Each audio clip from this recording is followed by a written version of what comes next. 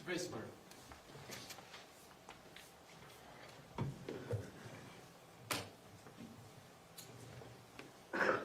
That's a lot to digest. It's 2 hours. Included words like she's not leaving on a jet plane, as sure as the day goes long. This isn't a joke. This isn't an opportunity to write a novel. This isn't a benefit to come up with great little catchy phrases.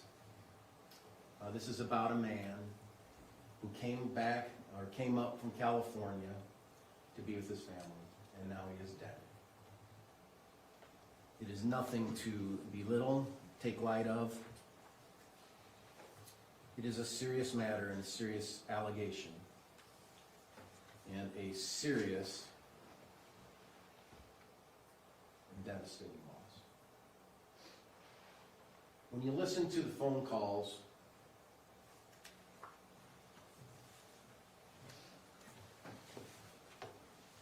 between Kate and Matt on the day, July 12th, they're just happy, you know? Hey, how you doing? I passed the water park. They're just happy. You can tell, at least I can, that he's happy to be getting this over with. What? Of the separation between him and his kids, his babies, and, 3 weeks of probably, in his eyes, hell, even though he had to sort of endure it alone because his wife took his kids. But there's a lot to this story that the state has produced with their big team of people and their big stuff that they have. That certainly is intimidating to anyone faced with these things. And when you look at all the red in that little figure that was presented to you, the graphing, it's because they produced it. It didn't account for all the other text and all the other stuff. It just, they produced the red. They produced it. They present it. They intimidate with it. Law enforcement intimidates with it to try and prove their case as well. And it's intimidating. It's intimidating what could happen when you enter a plea, what could happen when you resolve a case, when they present you have no choice. Well, today we had a choice. And the choice is to plead not guilty, that I wasn't part of a conspiracy, that it was just a tragic thing that happened. And did it happen? Yeah, it happened.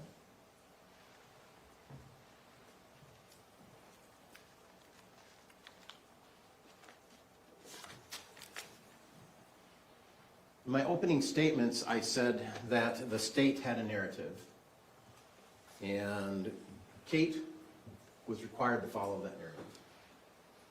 And Kate came here and testified about a big plan. And I referred to it as a messy plan. I was mocked for saying that, frankly. This is a crazy plan. This is ridiculous. This is a plan where they had an idea back in January or February to murder Matt because he doesn't want to go to Disneyland, or in May to murder Matt because he said that Tracey told Kate that she used the smoking camper too much, or that Tracey said to Matt, I want the kids to come for the summer California, and he got mad about that.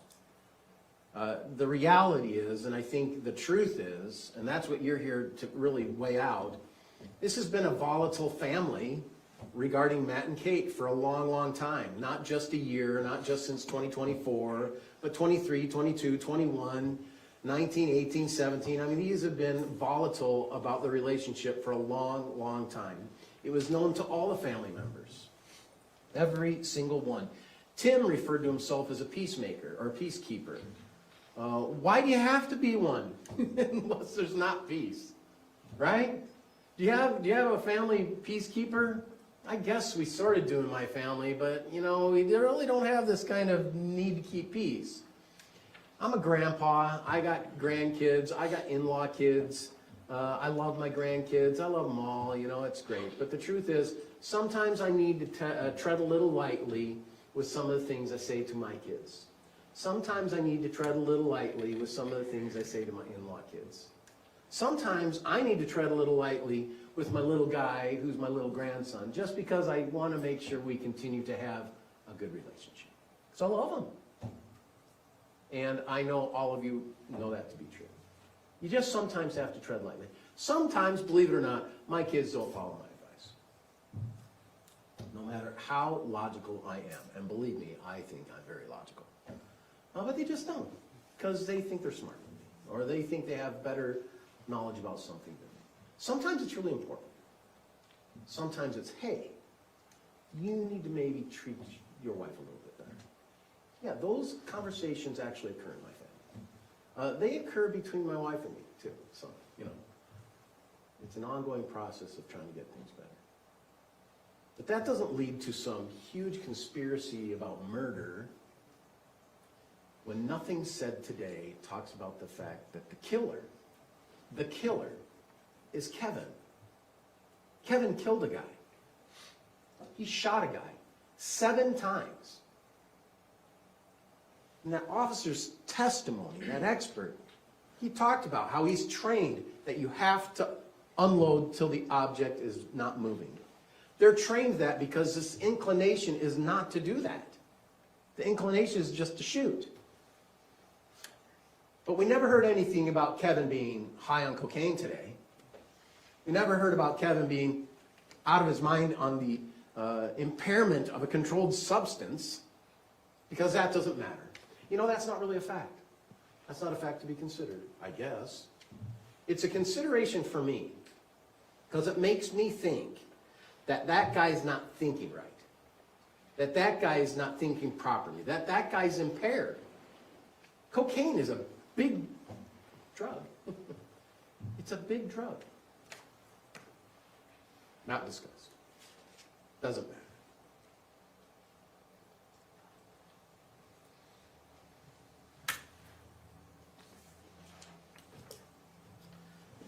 I'd like to pull out, and I'm not sure where this audio is, and maybe Faye could help, but I'd like the exhibit of Kate at the police station.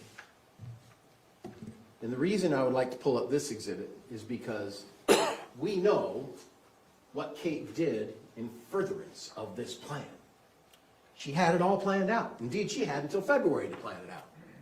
She was ready to murder him because of the Disney fight, and she was ready to come up with all these ideas, and she included Rachel in that, because Rachel, the poor little girl who got, you know, cross-examined, direct examined by prosecution, they're being basically accused of wanting to shoot Matt too. And Tara Lynn, and all the family knows that the real plan is to kill Matt.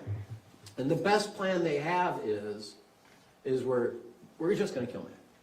Even though we have all this time to prep for it and all this time to prepare for it, we're just going to kill Matt. Nothing else?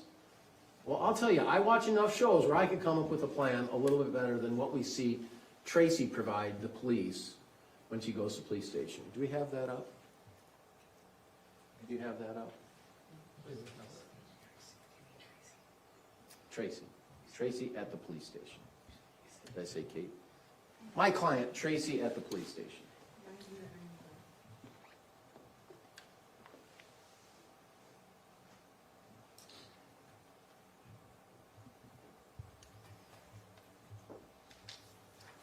As you might remember, Tracey was on the front yard. She was talking to law enforcement a little bit. She had her phone in her hand. She testified that she called a police officer. That's probably not true, because everything Tracey says is a lie. Tracey probably didn't call the not police officer, the lawyer, because everything she says is a lie. However, the lawyer appeared when she wasn't allowed to use the phone any further. So maybe it was true what Tracey was saying, right? She did call a lawyer, and the lawyer came. If we can hit play.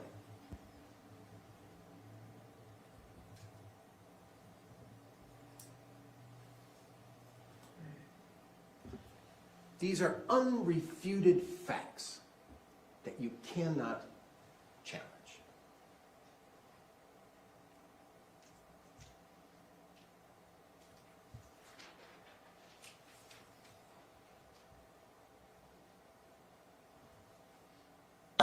Supervisor, someone just for the meantime. didn't want us to take your phone just for right now.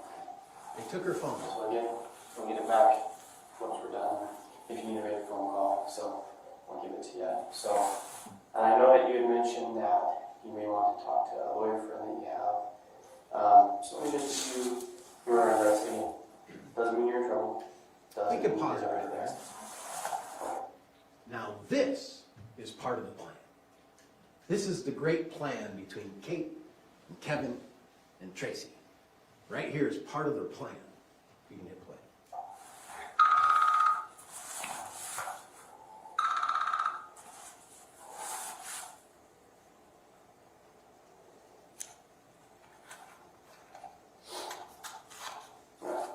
So you have the right to remain silent. Anything you say can or will be used against you in a court of law. You have the right to talk to a lawyer and have him or her present while you're being questioned. If you cannot afford to hire a lawyer, one will be appointed to represent you before any questioning if you wish.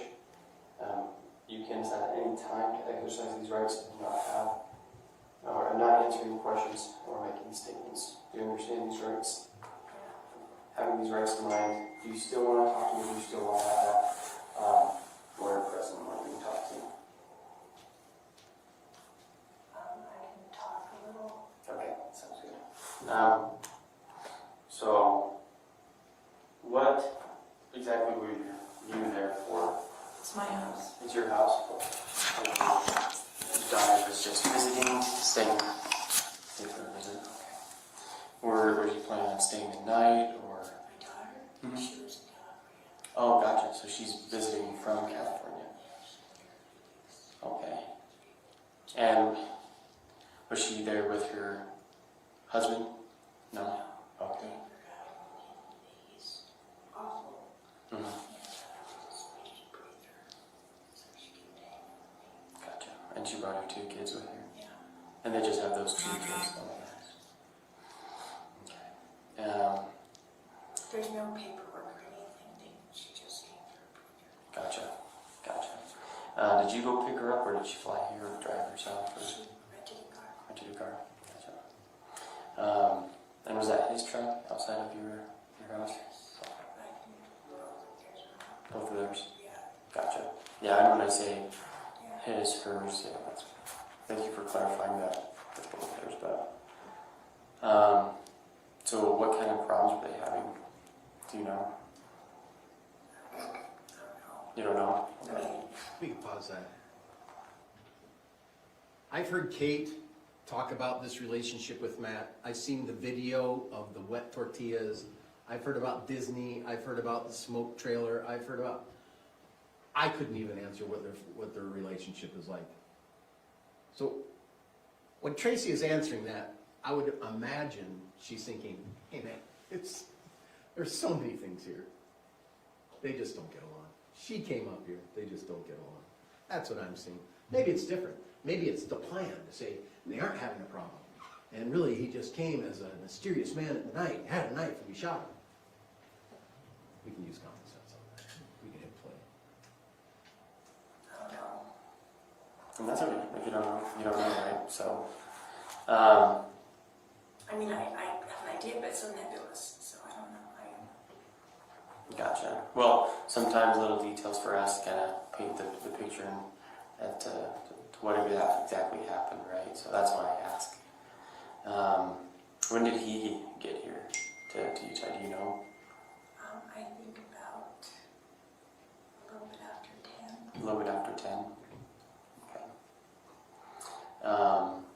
And did he call beforehand? Did he text? Did she know he was on his She knew way? he was coming, Okay. and she was going to talk with him. And I was in the kitchen, and next thing I know, he was in the kitchen. He was like, hey, I go, hi. Do you know if they had a conversation before? I Or? have no idea. Okay.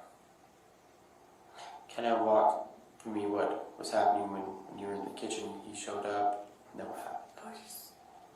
I was in the kitchen, and I was sitting on the counter, because I do that, it's in the corner. Mm-hmm.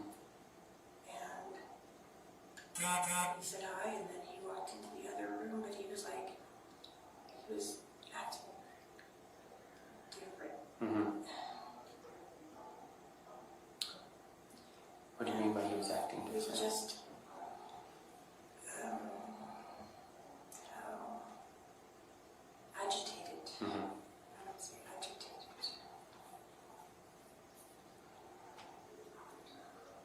What happened after that, after he walked away? He walked off. He walked away. Mm-hmm. He said, "Is Katie upstairs?" And I said, "Yeah, she'll come down." That's the last. I heard gunshots. But no more gunshots now. Mm-hmm. I never heard a gun really fired. Except for I guess something. Gun range. Okay. And what were you doing when you heard the gunshots? Just sitting on the counter. Just in the same spot when you walked in? Yeah. Okay. Well, what did you do after you heard the gunshots? I ran into the bottom of the stairs to go check on my daughter. I thought something might happen to my daughter. Gotcha. And what did you see when you went down the She was stairs? on the ground, laying down, face down.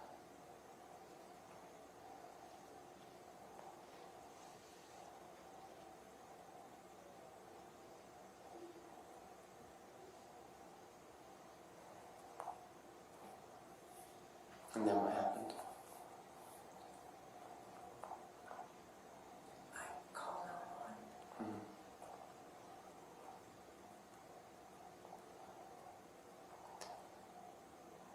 What was your daughter doing at all when you came downstairs? When I came down, what? Yeah, when you came I down the went stairs. upstairs. Oh, sorry, my apologies. I misunderstood. Do you know who this is? This is the family. Oh, gotcha. Hey, We're here talk to for you. Kevin. Talk to Kevin. Okay. Kevin. So could you take him to Kevin, please? Yep. There you go. Is that the guy that you were talking about? Oh, perfect. There you go. He's here. Do you want him present? No. Okay, perfect. Sorry, when you had, I thought you had said that you went downstairs. Floor. Gotcha. So you went upstairs to see her when you heard the gunshots. My apologies. I misunderstood you there. Everything happened on the main floor. Mm-hmm. I was I went in the hallway, and then I went upstairs, and I just said, "Stay here, don't come downstairs." I don't come downstairs. And that was to. My daughter Katie, Okay. because I didn't want her to see. Okay. I'm gonna just, because obviously I was confused somewhere, so I'm just gonna back up a little bit. Kind of run me through you sitting on the counter in your kitchen, hearing the gunshots, and then what happened after that. I went and looked in the hallway. Mm-hmm. Or I went to the bottom of the stairs, and that's the hallway. Mm-hmm.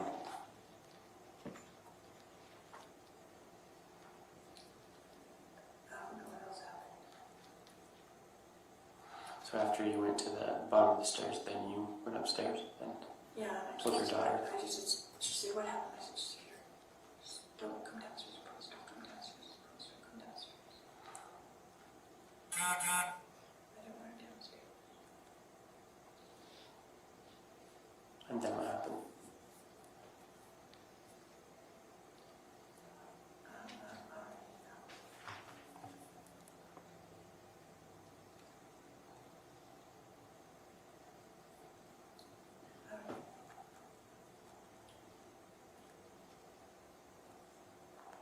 I know I called 911. Mm-hmm. And they asked if I had to see her, and I was just looking at him on the ground. And then the doorbell rang. Mm-hmm. Because I think the neighbor upstairs, Caitlin, heard a noise because she asked me if I was okay. So when I went to call, she said, "Is everything okay?" So,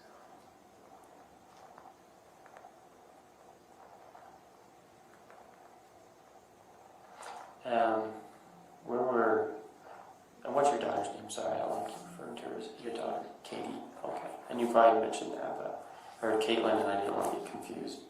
Where were Caitlin's kids at when this happened? Sleeping. Okay. And that's in the upstairs level? Where was Kevin at when this was going on? I have no idea.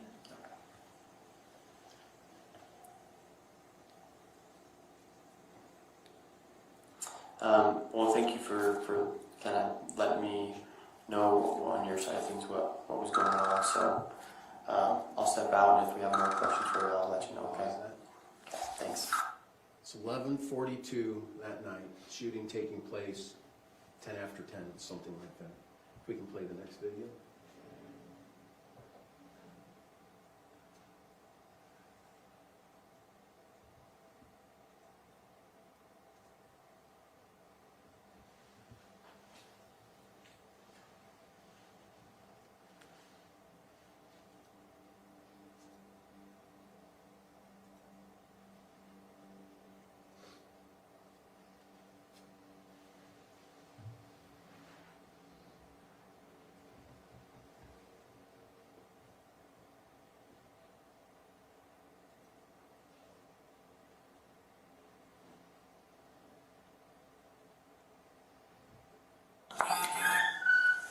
Thanks. Sure. You can have that seat. Okay, Tracy, I just wanted to kind of give some time to kind of think. I know you were saying a lot of I don't knows and stuff like that, but is anything else kind of come to your mind right now? No? Not at all? Okay. I am so in shock.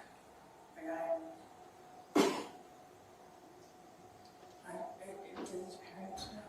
Did someone call his parents? I assume someone has at this point. I've only been here with you, to be honest, so all that information I don't even know myself. The only information I know is kind of what you've told me, and that's about it. So, Or is Katie here too? I believe she is, and with her kids came with her, yeah, so they're not alone by Where's themselves. Rory? We're going to Rachel's house. In Ogden? Okay. I don't know. Is that That's another another kid? kid. Rory's Sure. my daughter, Rachel's Yeah, just my daughter. other daughter. Gotcha. Okay. So just to be like candid, I kind of feel like you do know a little bit more than you're letting on. Nope. Okay. It was, he appeared, And and I I was in the kitchen. And I guess did I'm that. more talking about with kind of stuff with Kevin. With Kevin? Nope. Not at all. No idea where he was. No. Okay. Okay. Well, again, honesty it's the best policy. I'm when it telling- comes to- I almost know nothing. Okay. She schools me on being honest. Well, good. We always need someone looking after each other, right? To be honest and forthright, right? So, and again, that's just And kind of the vibe I've- that I'm getting. So. And I've told her Mhm. that the most important thing is to be honest and truthful, and we can decline to answer if we want to, and she will do that, but she's not, so far as I know, withholding anything. Gotcha. Okay. Well, I just wanted to come in here and see if you did remember anything, because again, like I said, I know you were saying like a lot of I don't knows, and so I just wanted to see if you remembered anything else and talk you with a little bit, but nothing comes to mind at all. I interacted with Matt for like maybe 3 seconds. Mhm. And I didn't see Kevin. And Matt went around the corner, and by the time I don't even know, I didn't see anything. All I heard was noise. What were the noises that you were hearing? The shots. That was the only Yeah. noises. There's no conversation, no confrontation at all. Not that I heard. Gotcha. Have you been to the house? Do you know the layout? I haven't, so This is the plan. 3 months in the making. This is the plan. For Tracy to say, he came in the house, said, "Where's Kate?" And then I don't hear anything, no confrontation, no arguing, and then gunshots. That's the plan. That's ridiculous. If if you have a plan, you're gonna have some kind of plan, aren't you? I mean, just previous, it's now 1:47 in the morning on this video.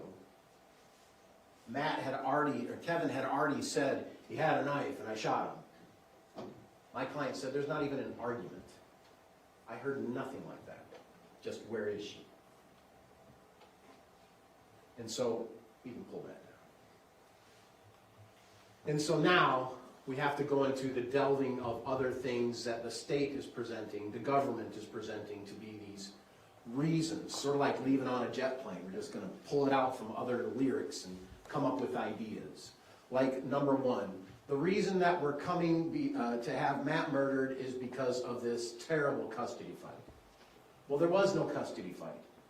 The only thing about custody in this whole case is a telephone conversation that Kate had with a lawyer who said, hey, if you're in California and then you go to another state, he can file some paperwork to have you come back if you don't agree on it. And then proceed forward in a divorce case. Tracey has been divorced 4 times, has custody, has shared time. The kids have said, I saw my dad every other weekend. The sisters didn't come as much, but I did with my brother. That sounds like something I hear all over the place. But because of some big custody fight, there wasn't a custody fight. There was going to be. Let's not confuse ourselves, right? There's going to be a custody fight. I don't think they're going to last in this marriage, to be honest. If Kate and him drove back to California, maybe they'd give it a try. But I honestly think, personally me, her substance use, smoking weed all the time, being high all the time, Matt's trying to get off alcohol, and Buddy's an alcohol problem. They're just such a volatile relationship. I just don't see it lasting if this horrible experience didn't happen. Just don't see it lasting. I see obviously a divorce coming on the horizon.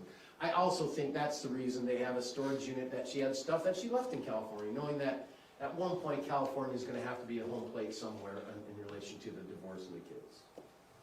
So some ruse of this being a big custody fight, it's not a big custody fight. Frankly, we all know where most kids go in custody fights anyway, don't we? Those are for mom. Dads get the weekends and holidays. Matt's not working. Mom's working for an Airbnb sort of as a side hustle job. But the divorce just isn't a custody fight. It's the preliminary. You know what you have when you do a divorce? You have a conversation to talk about the stuff and the kids. That's what you do. The real estate, the TVs if you care, the DVRs if you care, and anything of value if you care. And then the personal things. You always talk about those. Because there are some things that are personal, you know. My mom's ring and my dad's ring and those things. But the big plan, this is it.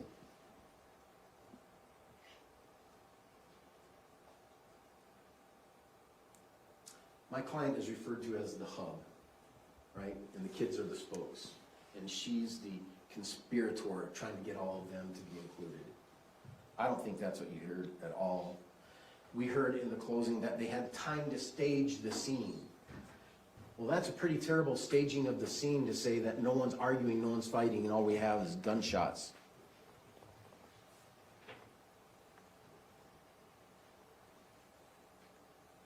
And the question was the final straw in the battle between Mom and Matt. Mom being Tracey. They had a Disney battle because Matt, and the exhibit's there for you to see, Matt was going to decline the Disney trip, and because he declined the Disney trip, the 2 little kids aren't coming either. Well, guess what? They went to Disney. And they had a fun time. And it was a good time. Now, there was an incident that Tara Lynn saw where Matt was abusive towards his kids. But over the time of the Disney, everyone had testified it was good. Everyone got along. Now, before that, Matt was very angry at Tracey. And he didn't want to go to Disneyland. And then later, in May, Matt and Tracey got into it again. As Tracey testifies, she testifies that I talked to Matt about coming to Utah with Kate and the kids. Matt did not like that idea. We needed the money to stay in California. Kate needed to work. I guess Matt was trying to work. I don't know. Just seemed like that volatile relationship, right? And then the text where Kate says, hey, Matt said it's okay if you come here. So the scenario of that is all pretty simple. Tracey had a friend, Amy, whose husband died. She was an invalid in a lot of ways. All of her kids knew this person. She'd known him for 38 years. Tara Lynn had been there.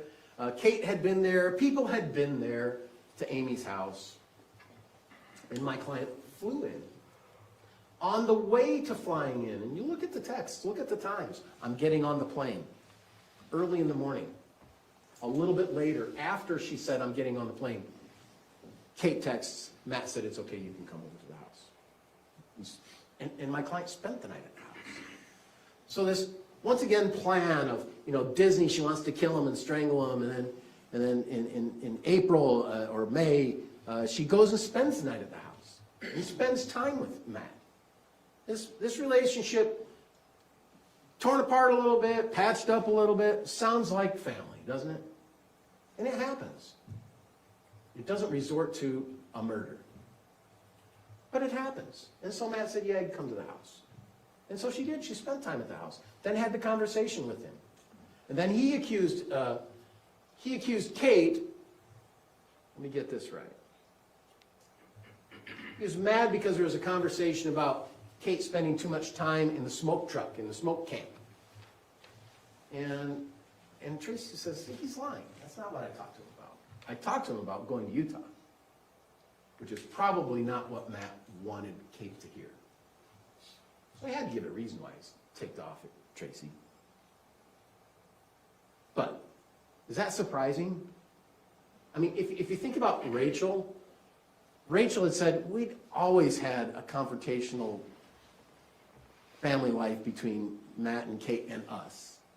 Tara Lynn, the same thing. We've always had a confrontational family life with Matt and Kate and us.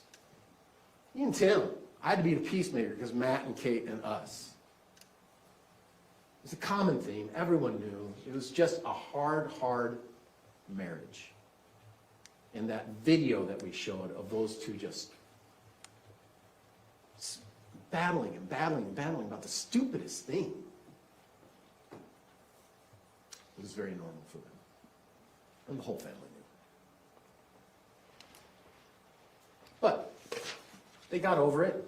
Indeed, they got over it enough that they're going to go to Las Vegas, Matt and Kate, go with Diane, Matt's mom, and spend some time in Vegas, but then that got canceled. And it got canceled because they just weren't getting along. And Diane probably just didn't want to be around that volatile relationship. And frankly, it seemed obvious Kate was ready to call it. Kate was ready to go. Shortly thereafter, Kate did go. And that was a big plan. It was a big plan. It was a plan to go and murder him. No, it wasn't. It was a plan for Kate to go and talk about, how am I going to get this divorce thing figured out? Indeed, in June, after Kate got there, you saw a text today where my client sent to Tara, can you talk to her about talking to a lawyer? I think the day was June 29th. He's talked to her about talking to a lawyer and what she should say to a lawyer. I think the reality is, I'm not going to trust Tracey to have much conversation with the lawyer, to be honest. She's so sweet, she's high all the time, she's volatile, she's all over the place. You saw her in the stand. Tara used to have a much more demeanor about herself to be able to handle a good conversation. So is it uncommon when these guys talk every day anyway to say, hey, you talk to her about having a lawyer? Yet that gets construed so that the narrative of the prosecution can imply is a big plan. So you can follow that narrative to make sure the narrative is followed. And the narrative is followed so much to the point that it becomes unbearable. Unbearable for Kate.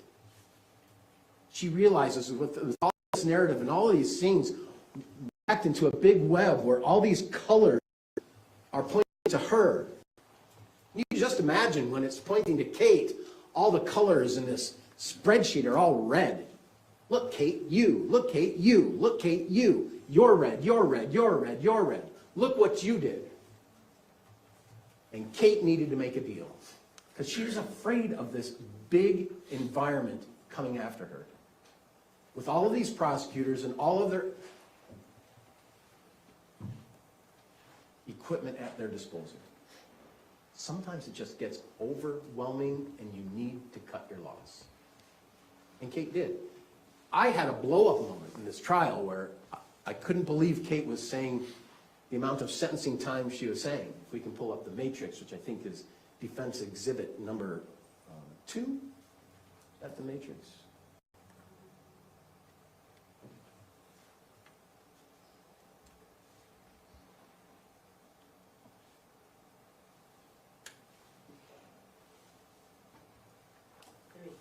Three. So I lost my stuff for a minute, and I had to ask for a break, and I had to leave the room.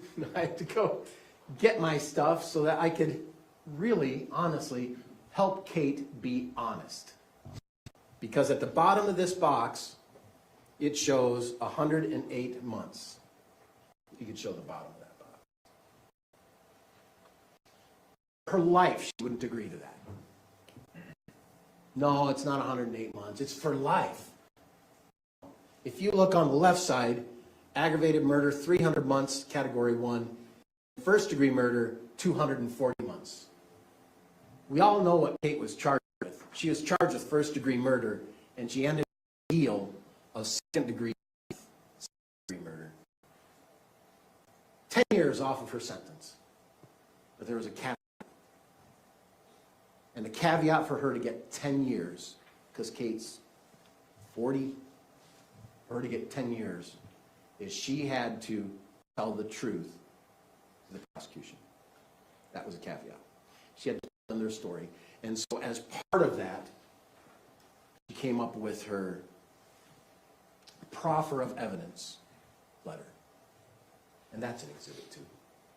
In that proffer of evidence, she talks about never talked to Kevin, never did this, never did that, but yet we had a plan. It was just nonsense. Indeed, not only did she have to have a proffer, which her attorney provided for her, but she also had to give an interview. And when she gave the interview, it didn't go well. And the reason it didn't go well is because police told her, you need to be honest.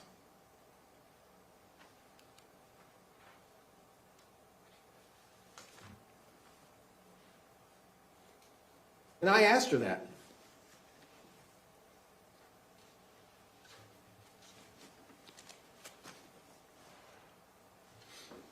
But you had to do something with the plan for him to come to the house. Right. So you knew that, correct? Yes. I want to hear it. Yes. Boy. I made sure he would come inside the house. Yes. That part of the plan? Yes.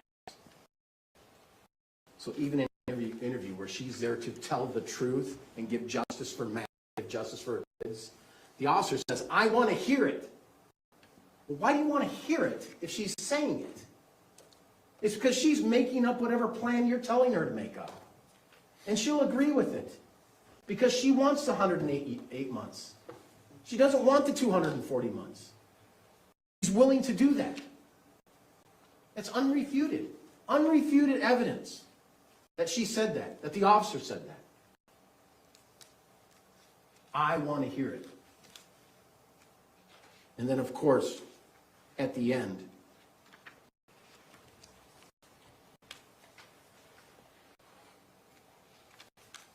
it said, the plan isn't on, right? It's the officer. And she says, I feel like it was 50.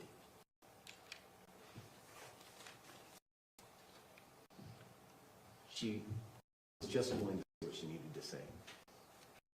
She felt overwhelmed by what was against her, by a team lawyers, by a team of law enforcement, by texts. She was overwhelmed with it, and she had to take the deal.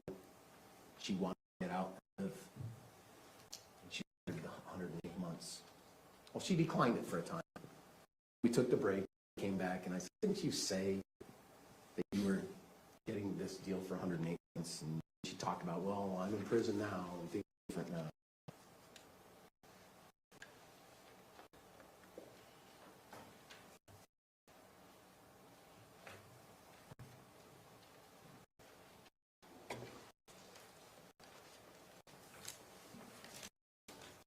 Instructions get it and figured out. These jury instructions, I've seen them many, many times in my career because they're sort of standard. They're standard in a lot of ways according to the case. Some are case specific, like what is the charge.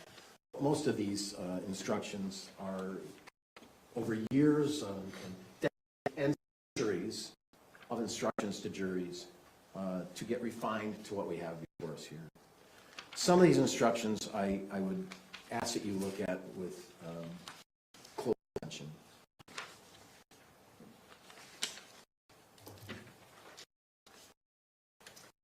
Number 2 is the reasonable instruction. Just for a very quick, I know what's going on, evidence.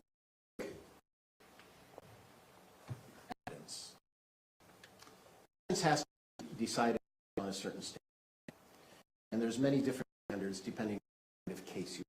A lot of people don't really realize this, but being a lawyer, I went to school. Criminal cases is required to be beyond a reasonable doubt. America with TVs, we've heard of that many, many times. But there are many cases that do not require reasonable doubt. But we want a level of proof possible to ensure justice is served. Because we don't get it as a community, as a form of giving. But there are other cases. And so going down the tier is usually, you have to have clear and convincing evidence if you want to have kids be, but to have the kids be taken away in shelter and provided foster care at the time. Unreasonable doubt, but you need clear and convincing evidence. And if you get in a car accident, you break your leg, sue the guy appropriately, you have to prove by preponderance of the evidence. And preponderance is sort of like a little bit more than 50%, you know.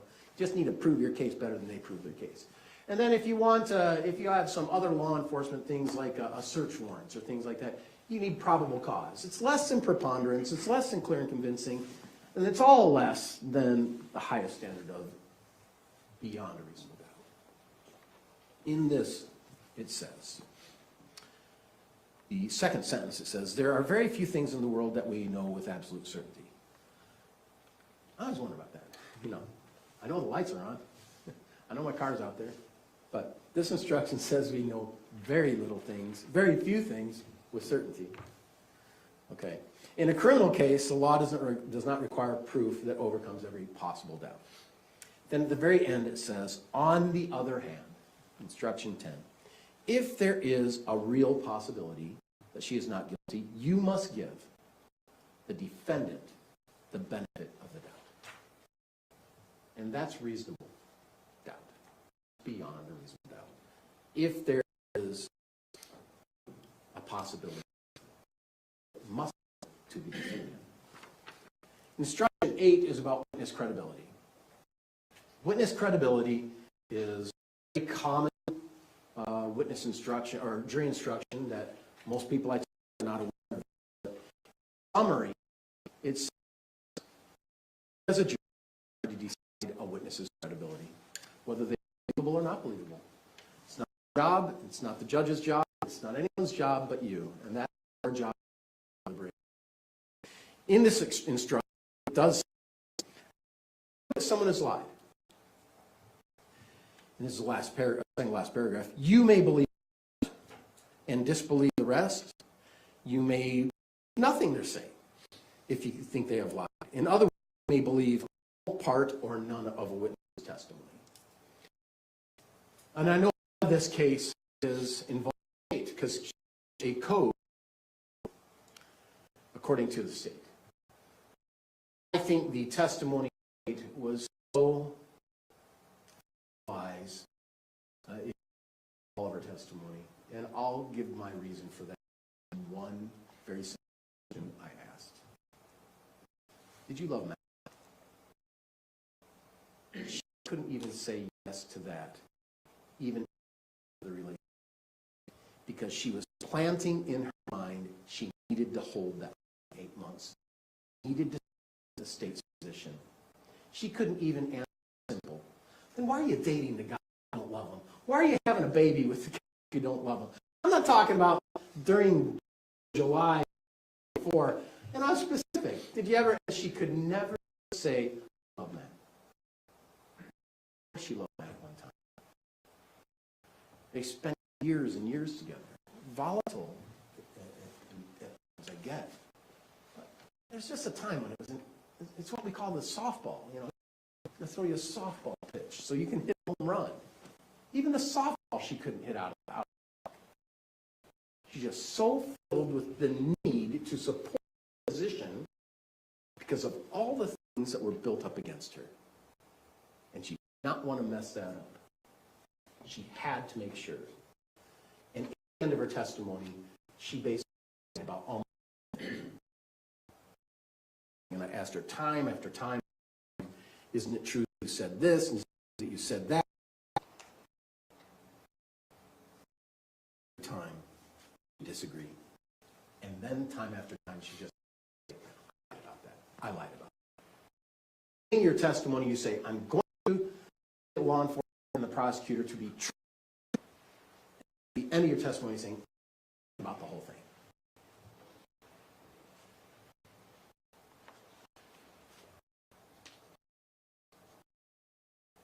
On the other hand, there are some things that are irrefutable. My client is the night of the event. Irrefutable. Unless someone wants to say AI, she did. You have the right to remain silent. Do you want to remain silent? No. You have a right to have a lawyer? Send the lawyer to Kevin. What do you know? What do you remember? She's trying to know and remember. And she says, I didn't hear anything. I mean, after he spoke to me, I didn't hear anything. In her testimony here, we had her testimony. She said, I expected Kate to come when he got here. One of these texts and exhibits that you saw in the closing was all this communication day of, and how they're finalizing their great plan of murder. But we all know that Tracey wasn't in American Fork. Indeed, Tracey was in Salt Lake at work when she got a text saying he's coming to Utah. It didn't say we need to get ready. It didn't say anything like that. It just says he's coming to Utah. Do you know why that was an important thing? Because no one thought he was coming to Utah before that. Everyone thought there was a different idea. A car rental, I'll fake an injury so I don't have to come. I can't do the car rental. He's not going to come to Utah in the truck. His neighbor's not going to give him a car to do it. He doesn't even have a license on his truck to come to Utah. But the way it's presented and slighted is just not common sense. The truth is that no one thought he was going to come to Utah until he finally says, I'm coming to Utah. Should I come with the starter busted, or should I get the starter? Should I put a new starter in? Do you remember that part in the phone call? He said, I have the starter should be good, and it'll take me time. And so he doesn't leave California until like noontime. And he has to drive from Temecula all the way to American Fork, beginning at noon. I mean, it can be done, and it was done, right? He did it. I've almost done that. You know, it can be done, but man, I usually want to leave earlier in the day. He had nothing going on. I guess he had to take care of the dogs or take care of the truck or those things, but there was no plan for him to come to Utah. There's no plan for him to come to Utah and let's murder him today. Although, in the closing, we hear about it all being a huge plan. There is no plan. The plan was simple. Kate, you need to get off your ideas and just figure out what you're going to do with Matt. because you're in my master bedroom, you're taking your space away from me, you need to have some finalization. Love ya. But there has to be something done. Because it's not working the way it's working. That's reasonable. Witness credibility. I always like to say closing arguments because I just want you to know that everything I say is not evidence. It's just argument. Even though it might sound like evidence, it's not. It's just argument. And the prosecutors, it's just argument as well. My client chose to testify. She chose to tell you what she wanted to. She didn't have to. She could invoke her Fifth Amendment right and not say anything. And I could have said, ladies and gentlemen of the jury, my client chose not to testify. However, she did testify. She testified when she spoke to those police officers. And here's what she will say about that. Could have always done that. But she wanted to tell you the truth. She wanted to tell you, I have a confrontational relationship with Matt. But sometimes it's not. I love my kids, and Matt's part of the family. We all got a t-shirt. And the truth is that we do have confrontations. And the truth is, yeah, I said, I want to strangle him. He's going to cancel the Disney trip. And then I want to kill him for lying about saying that I'm mad about her being in the pot house or the pot camp or whatever it's called. She said, I never said that. I said to him that, hey, be good if Kate came to Utah in the summer and spent some time with the grandkids and the other cousins, which he did not like.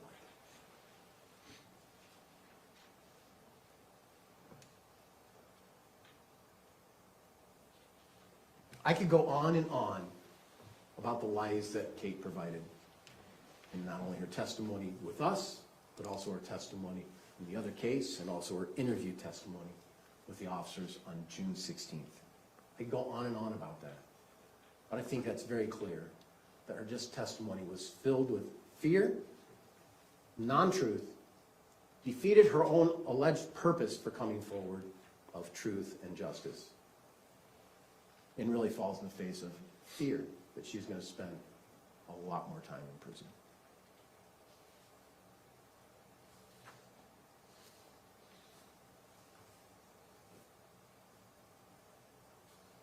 Instruction 13 is mental state. In the third paragraph it says, for each offense the law defines what kind of mental state, intentional and knowingly. And in this case, that's required as well.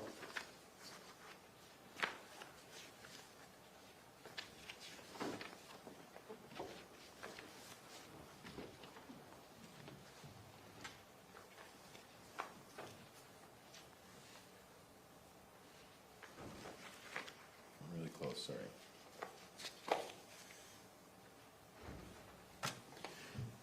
In instruction 28, it's titled Mental States Defined. And this gives really some good instruction. A person acts intentionally when they engage in certain conduct or causes a certain result. Well, I know someone who engaged in certain conduct, and it was Kevin Ellis. Kevin Ellis grabbed a gun and he shot an unarmed man that he said had a knife. And he shot him 7 times. And it caused the result of his death. A person acts knowingly if he is aware of the conduct, aware of the particular surroundings, aware that the conduct is reasonably certain to cause a result. My client testified, to be truthful to you, that she was not aware of that conduct, that she was not aware Kevin was intending to get a gun and kill Matt. Indeed, she was hoping that Kate would be coming down soon to greet Matt because she wasn't exactly sure when he was getting there, but he's going to be there soon. And the inference of that intent.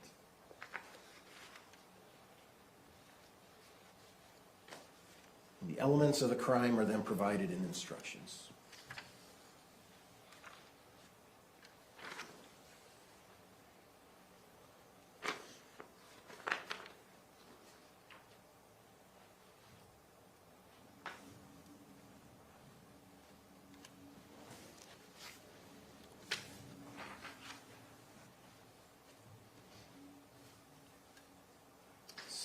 Instruction 31. This is the instruction of the elements of murder. That Tracey intentionally and knowingly caused the death of Matt Restelli. It is surprising to me in this case how people are minimizing the actions of Kevin Ellis. He shot a man. He was high on cocaine. He made lies. And it seems to be minimized in this. In fact, I'll get to that in a minute. Instruction 34 is conspiracy. Conspiracy is if Tracey Grist intended that conduct constituting the crime of murder be performed and agreed with one or more persons to engage in the cause of performance of conduct. The state would have you believe that this is a long-time plan. This is a long-time plan for certain decided well before July 12th, well before July 11th, and that the whole plan on Kate coming to Utah was to murder Matt. That is not what the unrefuted facts show. Indeed, if that were, this is the messiest murder I can think of, murder plan, where my client says, no, he didn't have anything. I didn't even hear a fight. When I saw him, he didn't have a knife in his hand. When I saw him later when he was dead, I did. But when he said, hey, I didn't see a knife in his hand. Why would she say that? Why don't you just say, yeah, he came in agitated, had a knife in his hand, he threatened me. Well, the word agitated is a little interesting. I just drove 10 hours, and I pull up to the front yard, and my wife's there with my kids who I haven't seen in 3 weeks, and she ain't there to greet me. The heck. I'd probably be agitated if I walked into it, like, well, Kate, I mean, you know I'm here. So for my client just to volunteer, just off the cuff, he seemed agitated. Didn't say angry, mad, just seemed off. She did say he didn't have a knife. Did not have a knife. That's because she's helping the plan, helping the conspiracy. And the obstruction. The obstruction that she planted the knife. Her testimony is when I first saw the body, I looked at it, I don't remember what its real visual was. I went upstairs, I knew Kevin had shot him. Kevin said he had a knife. Went upstairs and said, Kate, don't come down, don't come down. Came downstairs, had to find my phone, called 911. There's a confusion about 911, frankly, because they used the name Caitlin, and are you Caitlin, or something like that, and my client was confused on the 911 call, because there's Katie and there's Caitlin, and Caitlin had already called. It is confusing. But on the obstruction that she planted the knife or lied to the 911 call. Her testimony was, Kevin said he had a knife. She didn't say, he had a knife, Kevin. No, she said he didn't have a knife. And then when she went over to where the body was, Kevin said he had a knife. And she's relaying that to 911. That all of a sudden comes up to another charge the state can charge against you, right? Well, there's another one. Obstruction.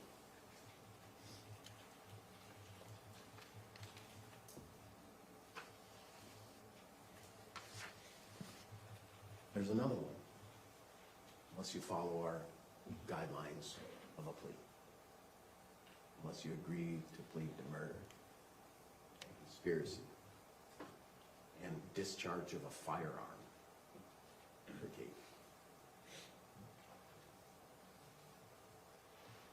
On the elements of murder, that you intentionally and knowingly caused the death of Matthew Restelli. And there is someone who did that. It's Kevin. And there's an audio between Kevin and Tara Lynn. And he says, I have something I need to tell you. I talked to her. And Tara Lynn is just, oh wow, that's so hard. That's so hard on you. I don't know about you guys, but murder is the last thing in my mind. I'm mad at someone, that's the last thing in my mind. And I don't know that I'm saying to a person who's been in jail for like almost 2 years, that's so hard for you. I think more the question I'd be saying is, why'd you shoot him 7 times? What happened? None of that was talked about in that tape. I had the gun, he had the knife, he came at me. None of that. I was on cocaine. She doesn't even say to him, you use cocaine? When did he start using cocaine? None of that conversation was talked about. She said on the stand, I didn't know he used cocaine. Rachel said on the stand, I didn't know he used cocaine. Tracey got on the stand, I didn't know he used cocaine. No one knew he used cocaine. They're all very surprised. Kate said, I didn't know he used cocaine. I know he didn't like weed. None of that kind of conversation took place between Terrell and him, but he was offering this information to her. And I suppose that he's offering this information to her for one reason. And it's something I know because I'm in this world of the criminal justice system. And that is, jail is hard. When you go to jail, you have one thing, and that is called time. You are doing time all day. When you sleep, you get to sleep. And when you wake up, you're doing time. And you have these little respites while you're serving your time to have phone calls. They're all recorded. Sometimes you get letters, but it's mainly phone calls. And as you have these phone calls, you can establish relationships with people and confirm relationships with people and reestablish and make sure those relationships are positive, because frankly, those are the only positive relationships you have in prison and jail. The relationships in jail and prison are scary. It's a scary place. It's where hard people live. And to establish those relationships and to try and garner some good relationships that you can do with one another on the phone is hugely valuable. And Kevin wanted to provide his sister a continuation of that relationship so that she'd take his calls, that she'd be available, that she can just talk to him, so that he can have a reprieve from the jail and prison where he is. Because it's hard. I'm not saying it's not supposed to be hard, because it is supposed to be hard. But the truth is, it is hard. And it's hard because that's what you want. You want to lock people up so they don't have the opportunities to hurt. But he never accepts real responsibility except, I should have said no. I should have this. I should have that. And then Tara Lynn says, that's so wild why you gave an opinion. I should have given Mom that opinion. With Rachel, we would have given our opinion. And I'm listening to this thinking, what are you talking about? An opinion about a plan to kill someone? Is that how you're talking to this guy? I mean, come on.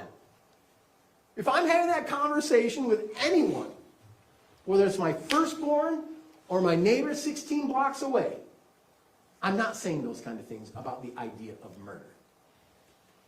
I could have had a different opinion. A different opinion? She felt sorry for him. She felt sorry that he was convicted. She felt sorry that he's going through his hard time. Because he is. Because he killed a man. Because he killed a man while he was high on cocaine. Because that's what happened. There's plenty of talk of harm. I'm going to strangle him. I'm going to kill him. I'm mad at him. Got my tortillas wet. There's plenty of talk about harm and anger and volatility. But there's no plan to kill Matt. The plan for Matt was to come and have a conversation with Kate, and she is intimidated by the whole process because her name on their spreadsheets was red, red, red, red, red. You're going to do a lifer. And you know what? We'll give you 108. And you've already done 2. That's wrong. 108 months, you've already done 2 years. We'll give you that. But you need to give us what the plan is. And what she said, it's a 50-50. That certainly doesn't seem like a plan to me. That seems like you just don't know until a dude on coke decides to grab a gun and kill a man. I would ask that you find Tracey Grist not guilty. The state has not proven this case. What they've done is they've created a huge web to try and create a narrative that they got some people to follow. It's just not what is the truth. Thank you, Mr.